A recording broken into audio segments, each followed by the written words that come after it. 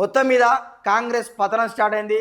కాంగ్రెస్ 2 సంవత్సరాలలో చేసింది ఏం లేదు, కేవలం రేవంత్ రెడ్డి ఆ మాటలతోటి పబ్బం గడుపుతున్నాడు తప్ప కాంగ్రెస్ ప్రభుత్వం తెలంగాణ ప్రజలకు ఏం చేయలేదని ఈ సందర్భంగా చెప్పడం జరిగింది. అదేవిధంగా బండి సంజయ్ గారు వచ్చే మున్సిపల్ ఎన్నికల్లో రేవంత్ రెడ్డికి, కాంగ్రెస్ ప్రభుత్వానికి, కాంగ్రెస్ పార్టీకి ప్రజలు బుద్ధి చెప్తారని ఆయన ధీమా వ్యక్తం చేయడం జరిగింది.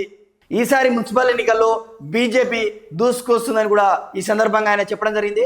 అయితే కేంద్ర మంత్రి సంజయ్ గారు కాంగ్రెస్ పట్ల ఏదైతే కామెంట్ చేసినో దాని గురించి మనం మాట్లాడుకున్నప్పటికీ ఆయన బీజేపీ దూసుకొస్తుందని చెప్పడం జరిగింది కదా. దాని గురించి మనం ఒకసారి ఆలోచన చేస్తే 2023లో మనందరం కూడా చూడడం జరిగింది. అయితే వచ్చేది బీజేపీ ప్రభుత్వమే, కాబోయేది బీజేపీ ముఖ్యమంత్రి అని ఆ రోజు ప్రగల్భాలు పలకడం జరిగింది. కానీ పరిస్థితి చాలా చిన్న భిన్నంగా మారి కేవలం 8 సీట్లకే పరిమితమయ్యారు.